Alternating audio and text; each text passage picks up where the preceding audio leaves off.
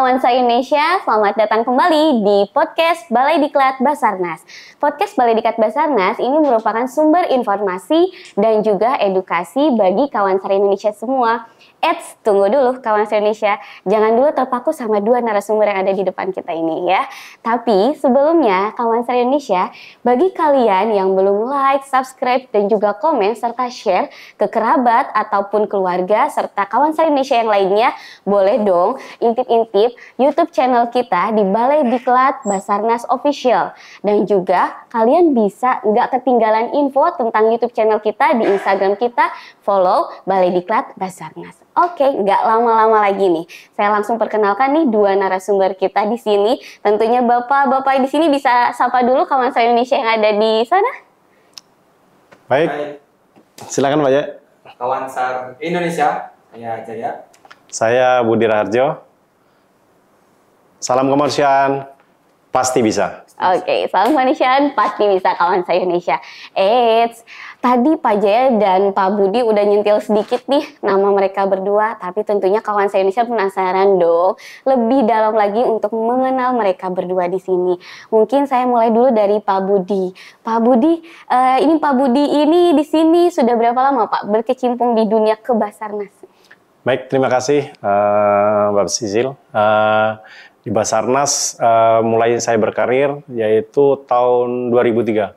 Sebelumnya saya di aktivis kampus di unit kegiatan kemahasiswaan yaitu tentang UKASAR, unit kemahasiswaan SAR, di mana untuk kegiatan kami di kampus ya, dunia ke kampus, yaitu organisasi ke kampus itu seperti kegiatan seperti biasanya, pendidikan, lanjutan, tetapi berkecimpung di dunia tentang pencarian dan pertolongan. Salah satu di Sulawesi Tenggara untuk bergabung di Basarnas mulai 2003, ya resminya 2003 dengan status sebagai seorang rescuer. Jadi rescuer di tugas lapangan, cukup kurang lebih 15 tahun di lapangan dan 5 tahun belakangan ini sudah mulai bergabung di instruktur. Jadi kurang lebih bergabung di Basarnas alhamdulillah 20 tahun. Demikian. Masya Allah kawan se-Indonesia.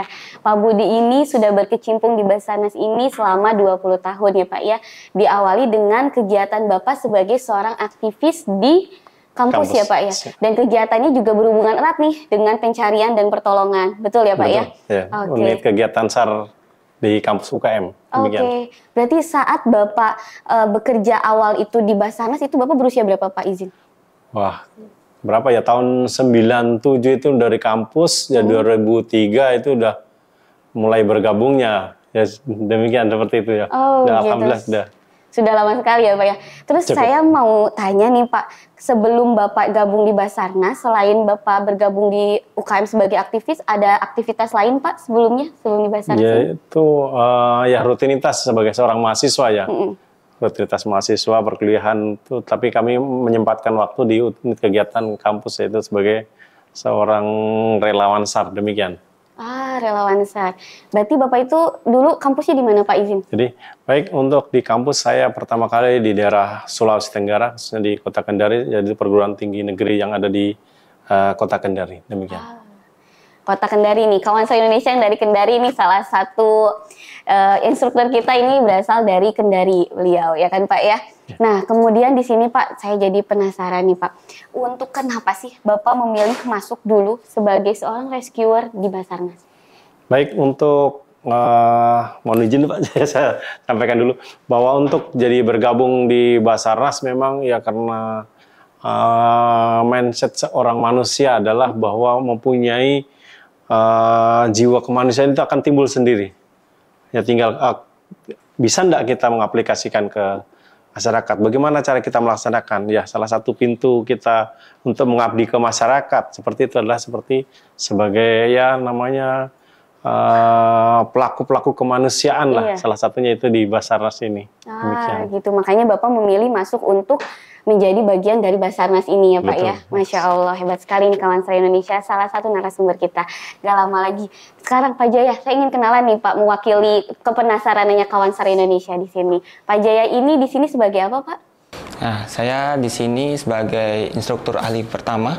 Kalau di Balai Diklat itu baru Mbak baru 2020. 2020. Kalau di Balai Diklat. Tapi sebelumnya saya sudah awal masuk itu di kantor SAR. Kantor SAR mana Pak? Ya, kantor SAR Banten. Banten. Tepatnya, ya. Tahun berapa Bapak pertama masuk di sini? Masuk 2019 saya. Ya, dengan jabatan masih sama, instruktur ahli pertama, bukan rescuer, tapi ya itu semua yang ada di kantor SAR itu semuanya adalah rescuer. Semua menyelamatkan gitu. Semua adalah penyelamat gitu. Oke, menarik sekali nih. Jadi Bapak itu sebelumnya di kantor SAR Serang, betul? Kantor SAR Banten, tapi Kantor SAR tepatnya Banten. di Serang.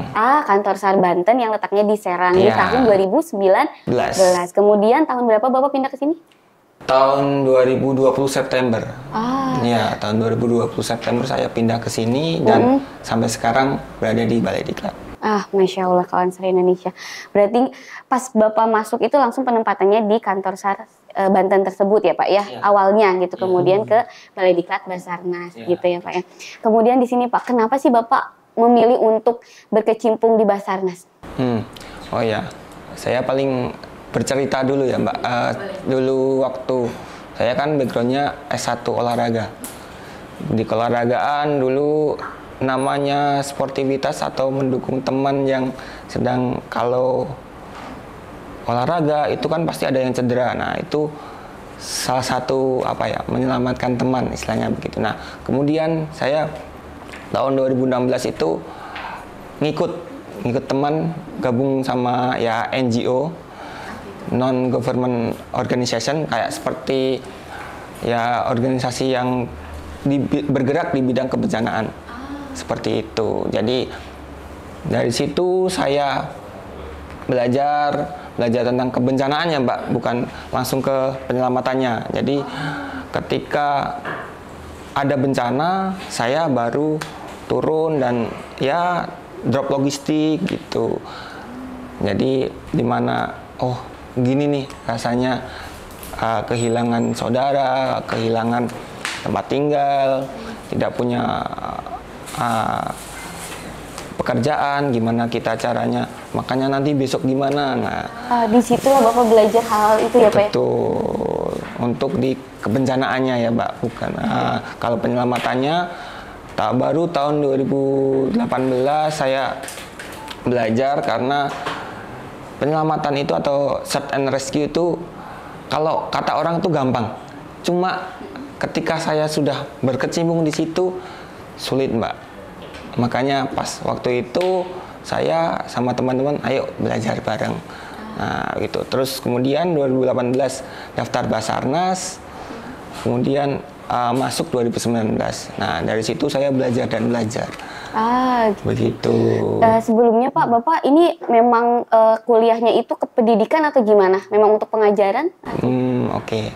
Kalau saya sendiri pribadi bukan ke pengajaran Mbak, karena saya di ilmu keolahragaan, saya lebih ke istilahnya kalau kata dosen-dosen itu perumus, tapi perumus untuk olahraga ini bagaimana gitu, dan lebih ke teoritis lah sebenarnya, bukan ke prakteknya. Tetapi ketika saya sudah berkecimpung di bidang kepelatihan, saya dulu juga melatih silat, Mbak, pencak silat, dimana di sana saya juga jangan cuma teori aja nih, juga praktek. Jadi balance lah kalau itu, di kuliah teori, ininya praktek. Nah, itu. Jadi sebelum pas Bapak ngelamar itu Bapak sebenarnya udah tahu belum Basarnas itu seperti apa? Udah tahu? Kalau sedikit banyak tahu, tapi nggak tahu mendetail gitu Mbak. Jadi kan saya tadi sudah bercerita di mana 2016 sudah di kebencanaan, 2018 udah mau ke search and rescue-nya. Nah, di situ saya belajar, itu ada Basarnas nih, tim orang ini, iya, cakep nih kayaknya nih, ya kan. Jadi waktu itu saya ya udahlah, cobalah gitu kan. Dan di mana saya ada daftaran PNS, ASN atau ASN itu mencoba mendaftar karena satu Mbak, saya backgroundnya bukan pendidikan, saya nggak mau jadi guru. Nah, jadinya saya daftar dulu nih apa yang nggak guru, nah, kan? Yang nggak guru nih ya? Kan olahraga kan identik dengan guru kan, Mbak? Iya. Terus? Tapi saya nggak mau nih, nggak mau jadi guru. Wah, coba daftar, adanya cuma kalau nggak salah itu Basarnas nomor 1 pilihannya. Saya daftarlah karena sebagai instruktur ahli pertama. Begitu. Padahal teman-teman itu banyak, Pak, yang ikutnya guru. Kan karena dulu 2018 itu bukaan Kementerian Agama itu banyak untuk IKOR, ilmu keolahragaan. Guru. Bukan sebagai pelatih atau yang lain. Karena jenjang karir saya dulu mentok, Mbak, nggak bisa jadi guru karena itu harusnya di bidang PJKR atau kepelatihan. Memang khusus guru atau kepelatihan, begitu. Oh gitu. Terus yang ada di bayangan Bapak saat itu melamar sebagai instruktur itu pekerjaan seperti apa, Pak? Di saat itu bayangan Bapak itu sebagai instruktur? Kalau bayangan saya untuk sebagai instruktur ya, Mbak, karena di situ backgroundnya olahraga. Dalam arti olahraga, kalau nggak salah psikologi, terus kemudian sosial, di situ gabung jadi satu. Untuk lowongannya instruktur ahli pertama, saya berpikirnya begini, mungkin kedepannya saya ngelatih lagi nih kayak di waktu di pencaksilat program mungkin. Nah, seperti itu. Nah, ketika saya masuk, loh kok agak lain ini, ya kan? Karena ini dibilang militer enggak, dibilang sipil juga enggak, kan kita kan aparatur sipil negara ya, Mbak ya. Jadi, kok semi militer, ya udahlah kita lanjut aja, buka referensi lagi, kita berkarya lagi lah istilahnya, cari sama teman-teman, cari-cari yang lebih baik gimana nih tentang kepelatihan atau pendidikan di Basarnas untuk fisik itu. Jadi saat itu Bapak belum benar-benar, maksudnya instruktur itu Bapak yang tahu itu melatih gitu ya, Pak ya? Iya. Melatih bukan mengajar. Bukan, melatih fisik ya, Mbak ya, karena backgroundnya olahraga ya, seperti itu. Tahunya sesuai nggak dengan bayangan Bapak pas pertama ada di kantor SAR Banten itu? Mau izin, Mbak, sepertinya agak melenceng sedikit, Mbak. Kalau banyak enggak, karena saya kan tadi 2018 sudah tahu nih, nggak mungkin kalau di prinsip olahraga itu kan latihan baru melaksanakan. Kalau tidak ada Jadi saat itu Bapak belum benar-benar, maksudnya instruktur itu Bapak yang tahu itu melatih gitu ya, Pak ya? Ya. Melatih bukan mengajar. Bukan, melatih fisik ya, Mbak ya. Karena backgroundnya olahraga ya. Seperti itu. Tahunya sesuai nggak dengan bayangan Bapak pas pertama ada di kantor SAR Banten itu? Izin, Mbak. Sepertinya agak melenceng sedikit, Mbak. Kalau banyak enggak. Karena saya kan tadi 2018 sudah tahu nih, nggak mungkin kalau di prinsip olahraga itu kan latihan baru melaksanakan. Iya. Kalau tidak ada latihan, kita nggak mungkin kan pegang alat harus pasti bisa kan, nggak mungkin kan. Pasti, ini gimana nih? Nah, saya berpikirnya, pasti ada latihan seperti itu. Rappling kah, pegang alat kah? Nah, di mana di situ saya berpikirnya bukan, olahraga yang saya gembleng terus nih untuk rescuer nih. Ternyata enggak. Ternyata juga kita harus berlatih dengan ilmu SAR-nya juga. Nah, di sini sama bapak-bapak instruktur di sini saya belajar lagi lah ilmu SAR. Jadi di mana fisik juga harus terjaga walaupun saya bukan rescuer, tapi juga harus melatih dan belajar ilmu SAR. Melatih ilmu SAR itu sendiri. Tertarik sekali nih, belajar ilmu pencarian dan pertolongan atau SAR ya. Kawan saya Indonesia, jadi di sini kalau kita melakukan pencarian dan pertolongan itu tidak hanya kita dalam artian mencari kemudian menolong, tapi ada juga nih ilmunya yang memang harus kita pelajari dulu ya, Pak Budi ya. Jadi nggak bisa nih kita asal mencari langsung menolong ya, Pak Budi ya. Ada ilmunya nih kawan SAR Indonesia. Nah, menarik sekali tadi Pak Budi ini berawal dari seorang rescuer ya, Pak ya. Berarti banyak sekali pengalaman Bapak di lapangan dalam melakukan operasi pencarian dan pertolongan. Bisa share Pak pengalaman apa sih yang menarik selama Bapak menjadi rescuer sebelumnya? Baik, terima kasih Mbak Sil. Jadi untuk yang beberapa operasi, karena alhamdulillah bukan banyak, hanya sebatas jam terbang mungkin ya. Jadi kawan SAR Indonesia bahwa untuk operasi SAR beberapa yang pernah saya ikuti, termasuk yang tanda kutip yang memang terbersih dan masih tertanam dalam mindset saya adalah pada saat saya melakukan penyelamatan anak yang korban banjir, jadi sudah posisinya henti nafas, henti jantung. Jadinya kurang lebih Usia berapa Pak izin anaknya? Usianya 11 tahun itu. Masih ada jejak digitalnya, bisa teman-teman bisa lihat. Umur 11 tahun, namanya itu saya masih ingat namanya Amel. Iya. Jadi anak tersebut sudah korban tenggelam, sudah dievakuasi hanya karena banyak masyarakat yang awam yang masyarakat awam mengetahui bahwa pada saat menyelamatkan korban tenggelam itu kakinya di atas.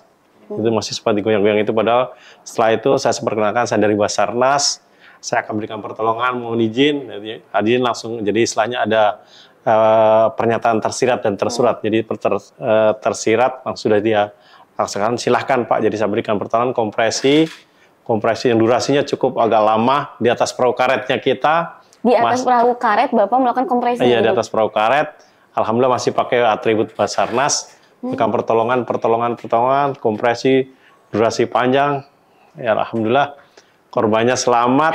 Hanya ya ekspresinya menangis. Korbannya? Iya. Korbannya langsung menangis. Jadi dia langsung berteriak sambil menangis. Sangat itu yang masih dalam ingatan saya. Jadi kejadiannya sudah 5 tahun silam sebelum saya berpindah di Balai Diklat Basarnas ini. Mudah-mudahan ya adik kita Amel. Oke, kawan SAR Indonesia, tadi seperti yang sudah Pak Budi ceritakan bahwa ada seorang anak berusia 11 tahun ya Pak ya, yang Bapak sempat tolong di saat itu, dan sebelumnya tadi Bapak sempat singgung bahwa anak tersebut sudah dinyatakan meninggal ya Pak ya? Tidak ada respon. Tidak ada respon, tidak ada nadi dan juga tidak ada nafas. Namun di sini Bapak terus berusaha untuk menolong anak tersebut ya Pak ya. Sampai akhirnya dia kembali lagi, ada nadi dan juga ada nafas ya Pak ya. Semoga di sini kawan SAR Indonesia, Pak itu lokasinya di salah satu kabupaten di Sulawesi Tenggara, yaitu di Kabupaten Kolaka. Kabupaten Kolaka. Iya. Nah, untuk kawan SAR Indonesia mungkin yang berasal dari sana, semoga kita doakan Amel tersebut sampai sekarang masih terus bermanfaat untuk sekitar, atau dia sedang bersekolah maka menjadi anak yang baik dan berguna bagi bangsa ya Pak ya. Oke, amin. Sekarang saya mau tanya nih untuk Pak Jaya dan juga Pak Budi, menarik sekali nih. Yang satu sebelum seorang rescuer, yang satu instruktur ya. Nah, di sini di Balai Diklat sendiri, Pak. Berarti kan Bapak berdua ini adalah seorang instruktur, Pak. Nah, menurut Bapak di TUSI Balai Diklat, di mana TUSI Balai Diklat itu melakukan pendidikan dan pelatihan untuk siswa Diklat yang berkunjung ke sini, apa sih Pak pengalaman Bapak sebagai seorang instruktur ketika mengajar di Balai Diklat ini? Mungkin bisa dimulai dulu dari Pak Jaya. Kemarin yang paling ternotis itu ketika gempa Cianjur, Mbak. Pasti teman-teman pernah merasakan gempanya karena di Jawa Barat, semua ada yang di Jawa Barat itu. Jadi waktu itu kita baru pengajaran di warehouse Mbak, atau tempat gudang kita, gudang perlengkapan. Nah di situ kita memang berbeleko ada 4 station. Jadi setiap station itu atau setiap tempat itu nanti tentang larkin, tentang apa, tripod atau yang untuk turun orang di ketinggian. Nah seperti itu. Terus kemudian alat-alat untuk di ketinggian, kemarin kan episode sebelumnya sudah ada seperti itu. Kemudian waktu itu kita sudah lagi asik mengajar nih. Terus kemudian karena asik mengajar itu kan pasti kita sering lupa. Nah sering lupa di situ, ternyata kok ada getaran pertama, terus getaran yang kedua semakin kenceng, terus kita jalan karena kita sudah istilahnya ini kan waktu itu pendidikan dasar ya Mbak ya, Ladas SAR tingkat dasar. Nah waktu itu kita pelan jalan, nggak panik. Intinya nggak panik itu bila terjadi gempa. Nah ketika kita keluar, teman-teman pada oh itu tadi gempa. Nah, ya kita udah karena sudah pernah simulasi dan maksudnya kita kalau gempa gini nih gitu, keluar ruangan yang terbuka, tidak ada gedung, seusahakan ya kan, makanya ada gempa ya di mana, kita cek, cross check. Jadi ini yang pertama, jangan panik dulu kan, seperti itu yang paling berkesan untuk di Balai Diklat ya. Jadi pas Bapak lagi ngajar tiba-tiba ada gempa, tentunya kita nggak boleh panik dulu ya Pak ya. Dimanapun itu, ketika ada bencana apapun itu, kawan se-Indonesia, kata Pak Jaya dan kata semua yang ada di sini, kita nggak boleh panik dulu. Kenapa? Karena agar kita bisa berpikir jernih ya Pak ya. Apa tindakan yang harus kita lakukan selanjutnya? Berarti yang paling berkesan ketika mengajar tiba-tiba gempa nih kawan se-Indonesia. Nah sekarang untuk Pak Budi, selama menjadi instruktur di Balai Diklat Basarnas Pak, ada pengalaman menarik apa Pak?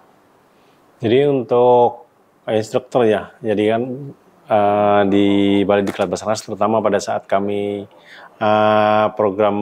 terutama program yang kita go to school itu yang biasa karena kami harus mampu menyesuaikan bagaimana pada saat situasi audiensnya, pesertanya.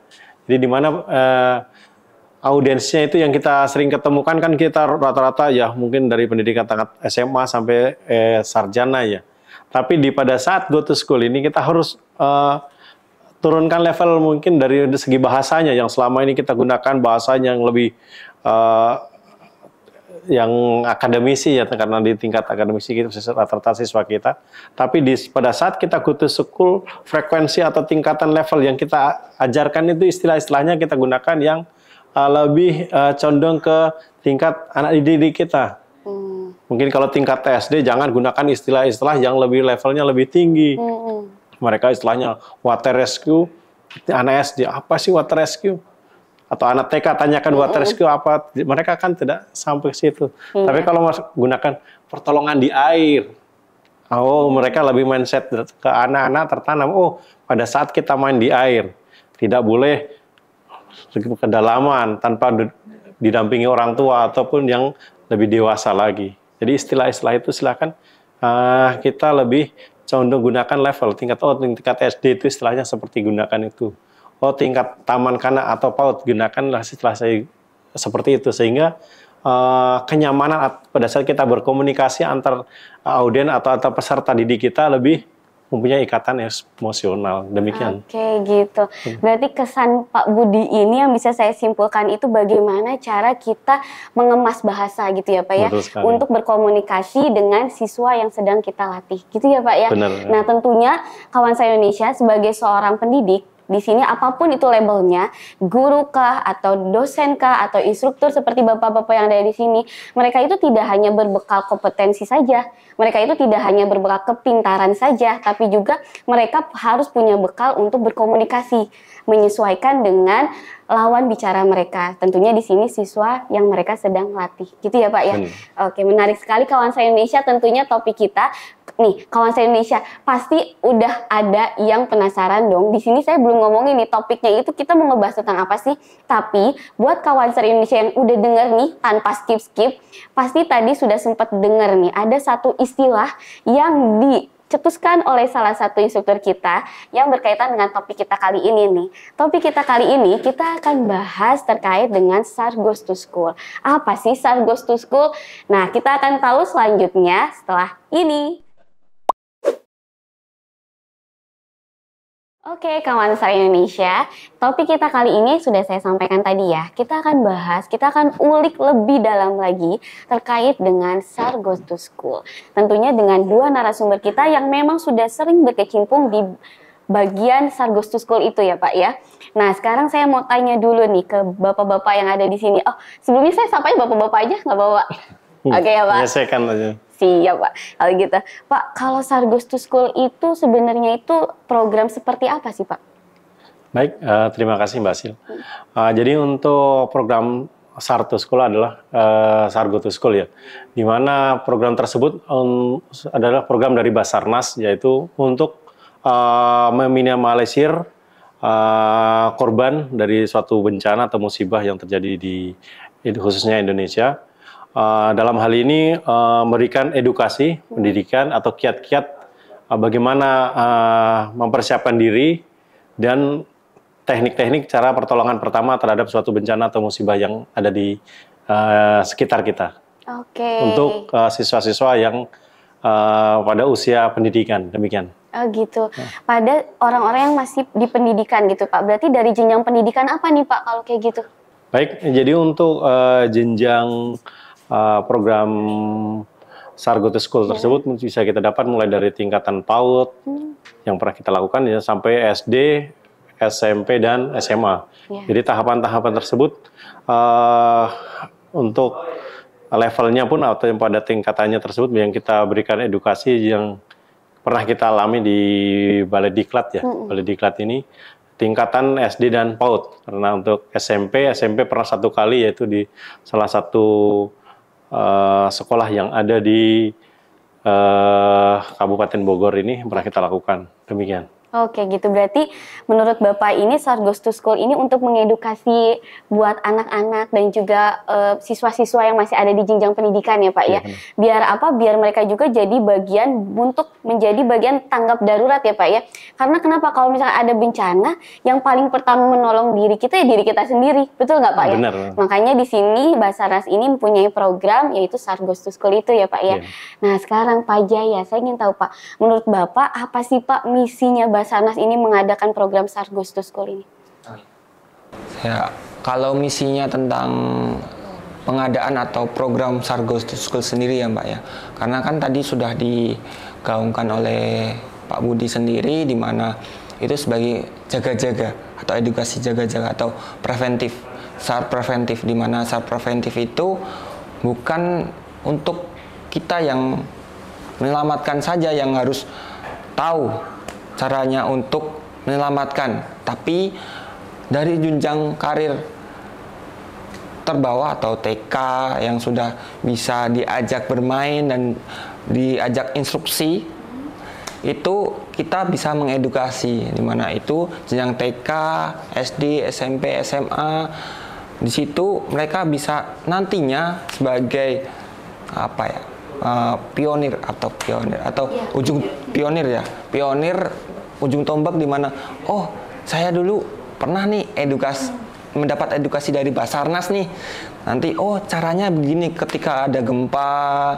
Karena kan kalau di sekolah lebih tepatnya kan kebanyakan gempa ya, karena bangunannya tinggi. Kalau sekolah-sekolah sekarang kan tinggi-tinggi ya Mbak, 2-3 tingkat seperti itu kan, lebih ke sana kan, preventifnya ke sana, di mana caranya begini nih, nanti kalau SMP SMA ayo ini pelan-pelan, kalau panik nanti kan beda lagi nanti ceritanya. Karena tadi seperti bilang Pak Budi, di mana ujung tombaknya itu bukan kita sebagai Basarnas atau rescuer, tapi orang yang terdampak. Karena yang terdampak kan semua, istri saya terdampak gempa kan, berarti yang tahu kan istri saya. Nggak mungkin nelpon saya ada gempa ini gimana caranya, kan nggak mungkin. Tapi ketika kita sudah mengedukasi, apalagi di tingkat yang paling bawah TK, SD, SMP, SMA, itu kan nanti mereka bisa mengedukasi yang lain. Seperti itu, misinya seperti itu, agar yang selamat itu lebih banyak Mbak. Betul sekali, kawan Sar Indonesia. Jadi di sini Basarnas ini melalui program Sargo to School ini, seperti yang dua narasumber kita tadi sampaikan, intinya adalah untuk memberikan informasi dan juga edukasi seluas-luasnya untuk bagaimana memberikan aksi cepat tanggap ketika terjadi bencana atau keadaan yang membahayakan manusia ya Pak ya. Entah itu dari tingkat TK maupun tingkat sekolah yang lain di atasnya gitu ya Pak ya. Betul sekali. Oke Pak, nah tadi kan Bapak sempat menyinggung ya Pak ya, ada tingkat PAUD, kemudian SD, SMP, SMA. Tentunya kan untuk memberikan edukasi kepada setiap jenjang itu kan program-programnya di dalam Sargo to School itu kan beda-beda ya Pak ya. Materinya berbeda-beda gitu kan Pak. Dan juga dengan banyaknya jenis bencana yang ada. Mungkin Bapak bisa jabarkan sedikitnya Pak? Baik, Mbak Zil. Terima kasih lagi. Jadi untuk pada saat kita memberikan edukasi, mungkin dari segi untuk dari PAUD-nya ya, kita dari level terbawah dulu. PAUD itu sebatas tindakan pencegahan dulu. Jadi untuk PAUD pencegahan. Jadi seperti pada saat ada gempa, bagaimana mencegah untuk diri sendiri dulu. Kalau pada saat teman-teman yang ada di kita di sekelas di kelas. Mungkin ada ya biasa untuk ada gempa, berarti mereka ada batas untuk menutup kepala sendiri dulu. Pakai tasnya, pakai tas yang biasa mereka bawa pada saat sekolah, tutup. Dan nanti untuk yang mengarahkan itu di level guru pembina, mengarahkan silahkan keluar dari ruangan dengan tertib, tidak boleh berlari, tetapi dengan langkah cepat, tidak boleh berlari. Jadi dengan benda apapun gitu ya Pak ya, bisa itu kita gunakan untuk melindungi diri kita. Melindungi ya, salah seperti anak-anak kita, adik kita yang di PAUD menutup kepalanya dengan tas yang mereka ada sekitar kita. Nah, berikutnya untuk tingkatan SD. Tingkatan SD sudah mereka bisa, selain untuk diri sendiri, dia sudah bisa mengajak temannya untuk keluar. Tingkat SD silahkan kalau ada gempa, jadi dia sudah karena tingkat SD sudah bisa bersosialisasi antara satu dengan yang lain, jadi keterkaitan. Dia mengajak teman, silahkan kita keluar, arah jalurnya mana, sudah silahkan mengikuti yang dituju. Ada di situ signalnya, silahkan mengarah. Oh di sana ada master session, tempat berkumpul, silahkan berkumpul. Itu tingkatan SD. Sedangkan untuk tingkatan SMP lebih lagi, mereka bisa bukan hanya sendiri, tapi bisa mengajak orang lain lagi. Teman-temannya, geser silahkan mengajak keluar. Dan untuk tingkatan SMA lebih bisa lagi. Selain memproteksi sendiri, bisa sambil memberikan pertolongan ke teman yang lain. Bagaimana? Amankan diri sendiri, amankan temannya, bisa sekali membantu memapah yang sakit, dan seterusnya. Itu tingkatan. Sehingga pada saat kita mengedukasi tingkatan SD, tingkatan PAUD, SMP punya level yang berbeda, demikian. Ya. Oke, kawan saya Indonesia, menarik sekali ya. Jadi bisa disimpulkan nih dari yang Pak Budi tadi sudah jelaskan. Ketika itu di tingkat PAUD, itu untuk mencegah dirinya sendiri ketika terjadi bencana ya Pak ya. Kemudian untuk di tingkat SD, di mana dia tidak selain mencegah dirinya tersendiri untuk melindungi dirinya ketika terjadi bencana, tapi juga bisa memberikan instruksi ya Pak ya. Mengarahkan, mengajak kepada rekan-rekannya untuk menyelamatkan diri. Begitu pula dengan SMP dan SMA ya Pak ya, bisa juga mereka juga membantu orang lain gitu ya Pak ya, di saat itu menyelamatkannya ya. Betul, baik. Kalau untuk Pak Jaya, gimana Pak? Kalau misalkan di Start Goes to School itu selama Bapak berkecimpung di bidang ini, materinya tuh seperti apa sih Pak? Kalau materinya sendiri ya Mbak, karena tadi sudah sedikit disinggung tentang apa tingkatan-tingkatan di mana TK, SD, SMP, SMA itu pendidikannya beda. Nah, kalau pun TK, mereka kan teman-teman atau adik-adik kita suka menyelamatkan kita preventifnya ke diri sendiri dulu. Dengan cara ada Mbak, jadi lagunya ada, ya. Jadi dikenalkannya dengan lagu gitu? Iya, karena SD kan lebih condong mengingat, bener nggak? Mengingat dengan gimana? Yaitu lagu. Lagu ada kita, jadi tentang gempa, tentang ya apa penanggulangan bencana gimana. Jadi mereka akan ingat di mana di situ kita kasih, terus mereka nyanyikan ya setidaknya seminggu sekali atau gimana. Nanti mereka akan gampang mengingat dan bisa preventif sendiri, menjaga diri sendiri. Seperti itu. Nanti kemudian level ke SD, kan SD nanti ada tingkatan juga ya Mbak, di mana 9 tahun ke atas itu nanti dia bisa mengajak temannya, mengajak, oh ini loh ada gempa gini, ini loh caranya. Terus dia lebih, pengajaran sekarang kan lebih ke anak mengajarkan ke anak lain. Jadi di situ mereka akan, oh ini loh caranya kalau gempa, nah, seperti yang tadi Pak Budi bilang. Betul, ya, mengajak seperti itu. Nanti kalau SMP atau SMA itu lebih ke prevent, nanti mereka bisa tentang ya nanti penanganannya seperti apa, kalau terjadi kesleo kah atau apakah.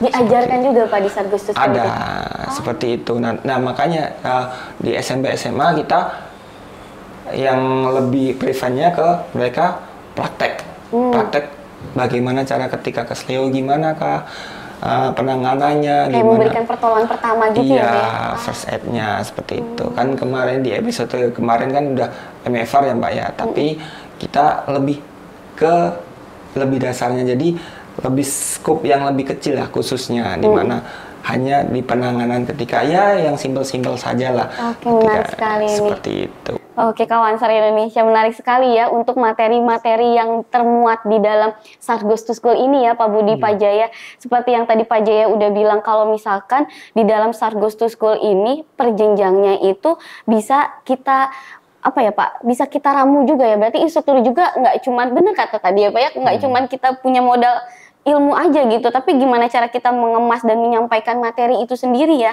Seperti yang tadi Pak Jaya bilang, ketika misalkan di tingkatnya lebih dasar itu dengan sebuah lagu gitu ya Pak ya, agar apa? Agar lebih teringat gitu oleh mereka. Karena ketika kita mengingat hingga akhirnya kita memahami, maka itu akan menjadi sebuah habits. Jadi ketika nanti terjadi bencana, mereka bisa melakukan sebuah tindakan tanggap darurat lebih cepat gitu ya Pak ya. Oh, menarik sekali nih untuk program Sargos to School ini. Kemudian di sini yang menarik lagi nih kawan Sar Indonesia yang tadi saya highlight, ketika dia sudah ada di jenjang SMP dan SMA, seperti yang Pak Budi dan Pak Jaya sampaikan bahwa mereka udah diajak nih untuk menyelamatkan dengan diberikan bekal keilmuan first aid tadi ya Pak ya, seperti yang tadi Bapak sudah bilang. Nah, kawan Sar Indonesia, tentunya kalau misalkan kawan Sar Indonesia ada yang tertarik untuk misalkan ingin nih di sekolah kalian diadakan Sargos to School, mungkin nanti di akhir sesi ini kita akan coba kasih tahu ya Pak ya gimana caranya kawan Sar Indonesia bisa ngadain Sargos to School di tempat kalian gitu ya Pak ya. Tapi sebelumnya Pak, di sini saya mau tanya nih, dengan banyaknya program Sargos to School yang pernah Bapak cimpungi di situ, Pak Budi dan Pak Jaya, sekolah mana saja sih Pak yang pernah ada di bagian tersebut? Baik, terima kasih lagi Mbak Sisil. Jadi untuk beberapa pada saat saya masih di salah satu kantor di daerah, yaitu kantor Sar Kendari, pernah saya bertugas di sana. Untuk program-program itu ada istilahnya program yang kami menunggu surat dari sekolah yang dituju ataupun kita yang lebih aktif. Jadi ada dua versi itu bisa kita lakukan. Kalau memang programnya tersebut sudah ada, ya kita jemput bola, kita mengunjungi langsung ke sekolah dengan cara mengirimkan surat dulu, sehingga nanti pada saat seperti itu nanti secara otomatis kesiapan dari sekolah, mungkin dari jumlah siswanya, audiensnya nanti kita, dan sebaliknya juga kita mungkin dapat kunjungan dari sekolah yang mereka suratnya atas permintaan, seperti yang pada saat sini yang di Balai Diklat ya. Yang Balai Diklat adalah kita yang mereka karena intensitas keinginan tahu dari masyarakat di dunia pendidikan, mereka berkunjung ke kita di Balai Diklat. Oh gitu nih, udah ada bocoran nih kawan Sar Indonesia dari Pak Budi gimana caranya kita bisa di sekolah kita itu diadakan Sargos to School ya Pak ya, dengan cara misalkan kawan Sar Indonesia kalau misalkan mau bersuratlah ke kantor SAR terdekat yang ada di daerah kawan Sar Indonesia sekalian, ataupun misalkan yang ada nih di dekat Balai Diklat Basarnas juga boleh ya Pak Budi ya, tinggal bersurat ke sini ya Pak ya. Dengan senang hati kita buka lebar selebar-lebarnya untuk mengedukasi kawan Sar Indonesia yang ada di sana. Oke, kalau Pak Jaya pernah ngajar di sekolah mana saja Pak waktu? Kalau waktu dulu di Banten itu saya pernah sekali itu di MAN 2 Serang kalau tidak salah. MAN, Madrasah Aliyah Negeri 2 Serang. Nah, di mana di sana ya mengajarkan tentang first aid, Mbak. Karena memang dulu waktu sudah di sana saya juga sudah diklat lanjutan istilahnya seperti itu, dan saya berani istilahnya pede lah ya kan. Di mana di sana kita mengajarkan seperti itu, di mana bukan mengerucut khusus, oh ini caranya gini, enggak. Kita kasih cara-cara yang sederhana, di mana yang ada di masyarakat atau yang ada di sekolah tersebut. Jadi lebih, prevent apa, kalau ada bencana itu gimana sih ketika, paling kesleo atau enggak dia kakinya terkilir atau gimana, kan sama kan, kesleo sama terkilir gimana, temannya jatuh, gimana cara ngangkatnya yang benar, seperti itu. Itu kalau cara ngangkat itu memang beda-beda ya Pak ya? Beda-beda. Jadi nggak bisa asal angkat. Nggak Yang bisa. penting, yaudah deh selamatin dulu aja deh, yang penting gitu. Nggak bisa Pak? Nggak bisa. Seperti kayak di episode sebelumnya tentang MFR, dimana kalau emang diulas ya, dimana kita juga takutnya nanti cedera tulang belakang kah, atau memang nanti dapat cedera yang lain seperti entah itu ada retakan, karena kita nggak tahu tentang anatomi tubuh manusia itu sendiri yang kita tolong. Kadang kan kita, oh itu atlet kuat, tapi itu orangnya, mohon maaf nih, anak mama atau gimana, dia yang nggak pernah olahraga, ya kan? Nggak pernah olahraga, bukan olahraga, aktivitas berat.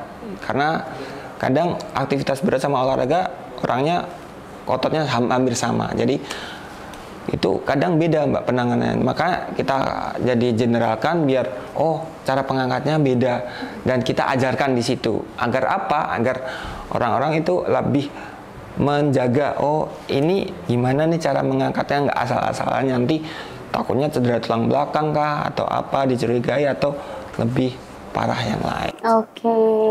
Jadi untuk avanza Indonesia yang ada di jenjang SMA atau sederajat itu ya Pak ya, yang tadi MAN itu, di situ juga melalui Sargos to School ini kalian nggak cuman belajar tentang first aid atau misalkan bagaimana cara pengobatan yang pertama itu ya Pak ya, tapi juga bagaimana cara memindahkan korban. Karena kenapa seperti yang tadi Pak Jaya bilang, kalau misalkan kita salah cara untuk memindahkan korban, karena kebanyakan gini Pak, kalau di luar sana itu ketika misalkan ada terjadi bencana, itu yang penting itu korban itu selamat dulu deh, pindahin dulu deh ke tempat yang aman. Padahal kan itu ketika memindahkan itu ada tekniknya ya Pak ya.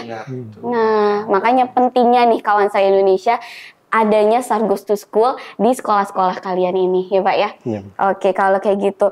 Nah, kalau misalkan sekarang Pak yang sudah berjalan, berarti kan kita di Balai Diklat Basarnas ini ya Pak ya, ada program Sargos to School.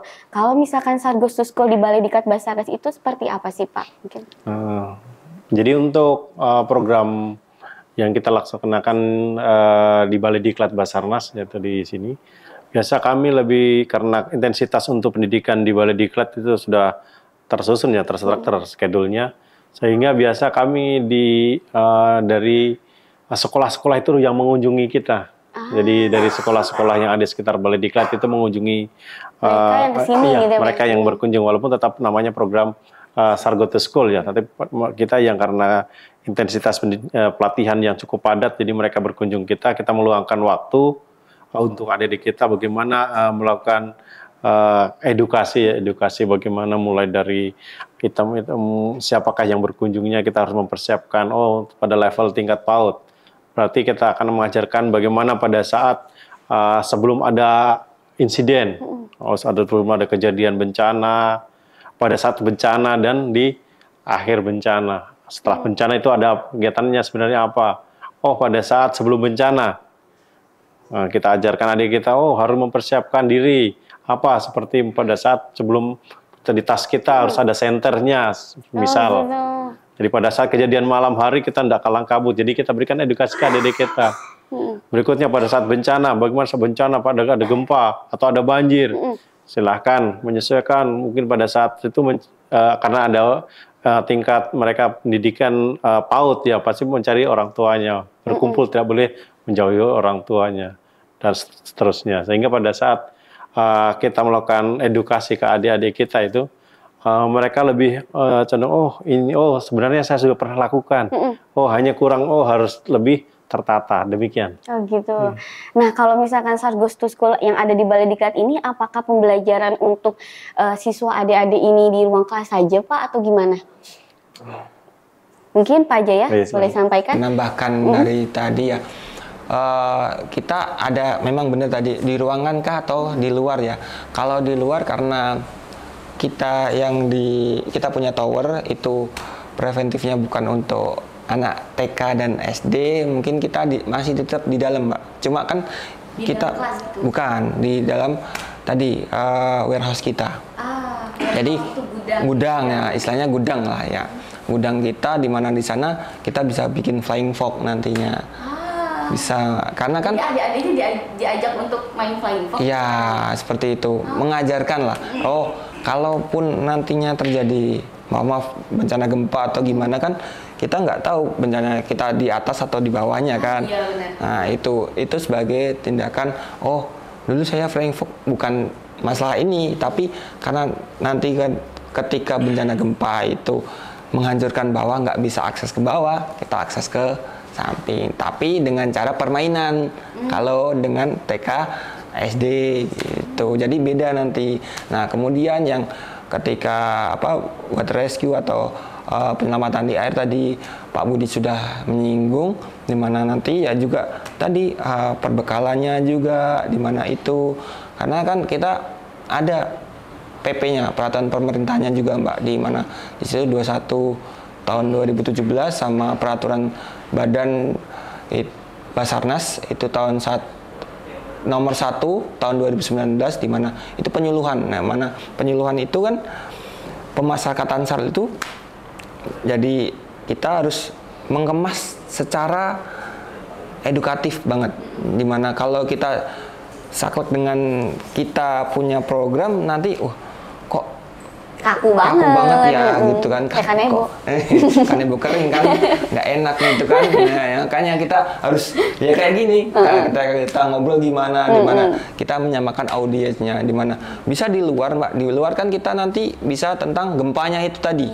iya kan, nyanyi itu tadi, nah, kan tentang nyanyi, tentang kita tas ditaruh di atas, terus mereka menjauhi kaca, terus kalau nggak masuk kolong meja, terus kemudian setelah aman mereka keluar di lapangan terbuka seperti itu, dilatih berkumpul. Iya kan, intinya dari gempa itu kan itu berkumpul. Tadi sudah disamakan, dimana orang dewasanya kalau nggak ada orang tuanya kan, kemana nih? Yang penting orang yang tahu, kenal sama dia. Kita preventifnya ke situ, biar nanti kalau untuk mendata itu lebih enak seperti itu. Oke, gitu. Berarti dengan adanya sarana dan prasarana di Balai Diklat Basarnas juga bisa kita manfaatkan ya Pak ya, untuk dikenalkan melalui program SARS Goes to School ini kepada adik-adik kita ya Pak ya, kawan saya Indonesia yang ada di sana. Oke, sekarang saya mau tanya Pak, kalau misalkan pernah ada nggak sih Pak pengalaman menarik ketika Bapak mengajar di program SARS Goes to School ini? Misalkan nih Pak, ada siswa yang diajak untuk berlindung, malah dia teriak-teriak nangis gitu, apalagi anak-anak TK kan suka kayak gitu ya Pak ya. Pernah ada kayak gitu nggak Pak? Baik, terima kasih. Jadi saya ingat pada saat kami melakukan penyuluhan di tingkat PAUD ya. PAUD itu yang memang sangat sekali kredit kalau memang kita ya untuk tingkat kesabarannya kita sebagai seorang instruktur pengajar harus lebih di atas level biasanya. Karena apa? Di situ mulai kreditnya pada saat kita melakukan edukasi ke tingkat PAUD ya, mulai ada yang diam, dia gitu, mungkin Pak, malah mencari, ada yang diem sambil main sendiri ngurusin mainannya. Orang ada gempa. Ada yang ada yang masih yang kadang pada saat mencari makanannya di atasnya ketinggalan di mana tempatnya. Ada yang berlarian, malah ada yang sudah lari keluar, dia masuk lagi, ada yang ketinggalan barangnya. Jadi itu makanya pada saat kita edukasi ke adik-adik kita yang tingkat PAUD memang sangat ekstra, dan antara gerakan, suara, dan dan semangatnya, memberikan semangat ke mereka. Karena pada saat kita berikan contoh, kadang kalau memang di jam-jam kritis terutama ya, jam kalau sudah mulai agak siang, jam biasa ada di PAUD-nya kita ya, ada di kita itu yang tingkat PAUD, mereka jam snack. Jam snack, pokoknya jam snack, ada snack, simulasi tetap.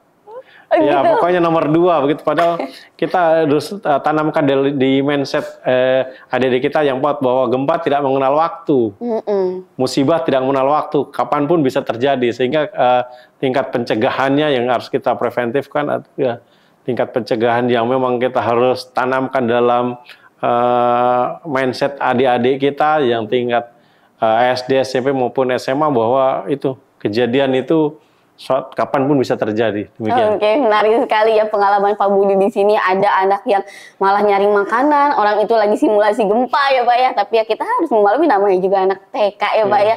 Terus malah ingetnya jam snack ya Pak ya.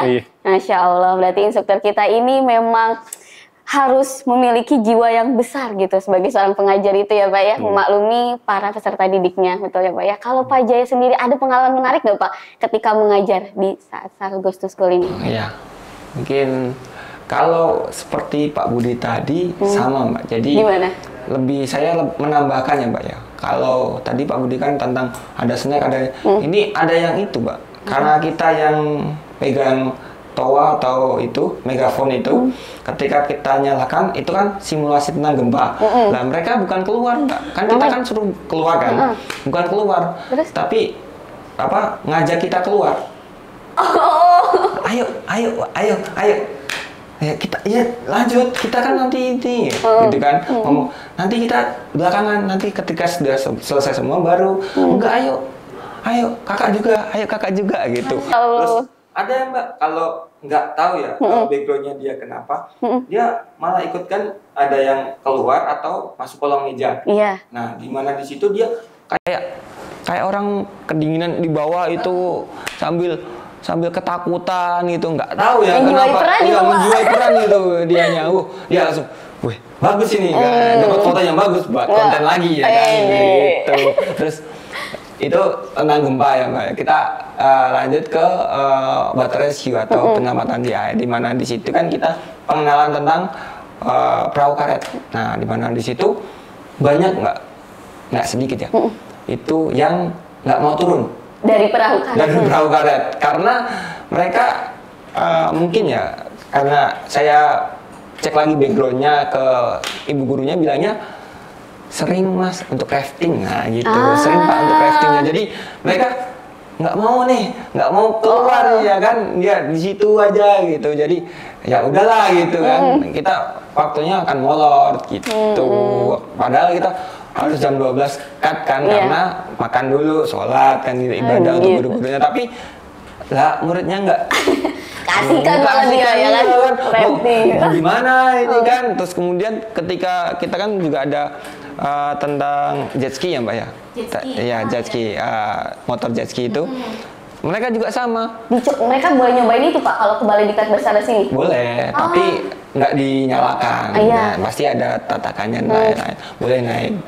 Nah itu, tapi ya karena itu nggak mau turun karena hal yang baru seperti itu. Oke, jadi dengan keseruan bapak-bapak ini selama mengajar di Sars Goes to School ini ya tentunya juga mewarnai gitu ya Pak ya, gimana caranya dunia pengajaran kita yang ada di Balai Diklat Basarnas ini ya Pak ya, tentunya kayak tadi sempat Pak Jaya bilang ada apa namanya water rescue itu ya Pak ya, malah anaknya nggak mau keluar, disangka lagi main-main kali ya Pak ya. Oke, kalau kayak gitu kawan Sar Indonesia berarti seru banget kan gimana program Sars Goes to School yang dikemas di Basarnas ini, tentunya dengan instruktur-instruktur yang ada di daerah-daerah, kemudian kantor-kantor SAR yang ada di daerah, kawan SAR Indonesia juga bisa nih mengundang kita atau mengundang orang-orang yang ada di kantor SAR terdekat yang ada di daerah kawan SAR Indonesia, untuk kawan SAR Indonesia juga punya pengetahuan dan juga ilmu terkait dengan tanggap darurat bencana ini. Oke, kawan SAR Indonesia, nggak kerasa ya kita udah ada di penghujung topik kita kali ini. Saking asiknya tadi kita ngebahas sama Pak Budi dan Pak Jaya tentang Sars Goes to School ya Pak ya. Tapi sesuai dengan janji saya tadi, saya ingin kasih tahu kawan SAR Indonesia gimana sih caranya untuk kawan SAR Indonesia mengundang kita mengadakan program Sars Goes to School di sekolah kalian yang ada di sana. Gimana nih? Mungkin Bapak-Bapak mau menyampaikan, Pak Jaya atau Pak Budi? Caranya gimana? Baik, terima kasih Mbak Lusil. Jadi untuk teman-teman kawan SAR di Indonesia, terutama biasa guru pembina yang ada di sekolah-sekolah, silakan mengirim surat ataupun secara koordinasi dengan KPP atau Kantor Pencarian Pertolongan yang ada di sekitar kita, yang ada di seluruh Indonesia. Silakan, dengan hal tersebut, dengan surat akan mendapat tanggapan apakah kawan SAR di Indonesia akan datang ke kantor pencarian pertolongan ataupun sebaliknya, yang teman-teman yang ada di kantor akan berkunjung ke sekolah-sekolah yang teman-teman miliki. Silakan, nanti kita akan ada tanggapan. Jadi silakan koordinasi tanggapan kami yang berkunjung ataupun teman-teman yang berkunjung ke kantor pencarian dan pertolongan terdekat. Demikian. Oke, tadi kawan SAR Indonesia kalau kata Pak Budi bisa bersurat ya. Kalau untuk Pak Jaya, ada nggak sih Pak cara lain kita untuk gimana sih biar cepat gitu berkoordinasinya gitu? Gitu. Saya mungkin menambahi ya Pak ya. Dimana tadi benar secara administrasi benar, secara kita harus bersurat ke, tapi dimana kita kan pasti ada lah biar cepat itu ya, kita tahu dan ini saya kenal Pak Budi nih, nah saya gimana Pak, ada waktu senggang kapan? Nah, dengan waktu itu kita bersuaranya tanggalnya pas. Nah, enaknya gimana Pak? Gimana? Kita ke sana atau Bapak ke sini, seperti itu. Karena kan menyikapi, kalau di balai sendiri kan padat ya Mbak, jadwalnya sudah tertata. Jadi tanggalnya yang kosong kapan, seperti itu. Nah, kalau di kantor SAR mungkin bukan lebih senggang, tapi personilnya atau ini ada ndak? Karena kan mereka kan juga bukan hanya penyuluhan di SAR Ghost School ya Pak ya, tapi juga yang lain tentang yang lebih dewasa, seperti itu, potensi SAR, seperti itu. Jadi mungkin ketika saya kenal Pak Budi, saya ngobrol dulu tanggalnya gimana, baru janjian. Nah, suratnya baru ya paling maksimal 3 minggu lah sebelum, daripada nanti kita ini nggak bisa menolak secara kasar, secara halusnya gimana juga nggak enak kan, karena sudah tahu gitu. Oke gitu kawan SAR Indonesia. Jadi kawan SAR Indonesia bisa dengan bersurat ke kantor-kantor SAR yang terdekat yang ada di daerah kawan SAR Indonesia. Kalau kawan SAR Indonesia ingin kita mengadakan SAR Ghost to School di sekolah-sekolah kalian. Nah, untuk kawan SAR Indonesia juga yang masih ingin tanya-tanya nih, kayak gimana sih SAR Ghost to School ini, yang masih pengen ngulik-ngulik lagi karena keterbatasan sesi ini Pak, mungkin kawan SAR Indonesia bisa direct message ya kalau di Balai Diklat Basarnas ini lewat Instagram kita di Balai Diklat Basarnas, atau juga kawan SAR Indonesia bisa komen. Nanti di situ kita akan jawab komentar kalian di YouTube channel kita, gitu ya Pak ya. Oke, kalau kayak gitu mungkin karena waktunya sudah sangat terbatas nih kawan SAR Indonesia, sebenarnya saya nggak mau sih, tapi gimana ya, ini memang sesinya seperti itu ya, ada waktunya gitu kawan SAR Indonesia. Kalau misalkan mungkin kawan SAR Indonesia boleh nggak sih Pak bertanya misalkan ke Bapak atau misalkan ke Pak Jaya lewat media sosial pribadi Bapak Pak? Untuk saya silakan nanti di banyak bisa teman-teman nanti, tapi yang bagusnya kita masuk di komen yang ada di YouTube-nya Balai Diklat Basarnas supaya kita lebih meramaikan situasinya. Oke, kalau kayak gitu kawan SAR Indonesia. Seperti yang tadi Pak Budi bilang ya, jadi komen ataupun bisa kalian direct message ya ke Balai Diklat Basarnas Instagram kita. Oke kawan SAR Indonesia, mungkin sekian untuk topik kita kali ini terkait dengan SAR Ghost to School. Tentunya sangat menarik dan banyak juga informasi maupun edukasi yang diberikan oleh kedua narasumber kita. Mungkin selesai untuk topik kali ini. Jangan kemana-mana, tetap pantengin YouTube channel kita di Balai Diklat Basarnas Official. Dan juga biar nggak ketinggalan infonya, kalian bisa follow Instagram kita Balai Diklat Basarnas. Oke, dadah kawan SAR Indonesia, salam kemanusiaan.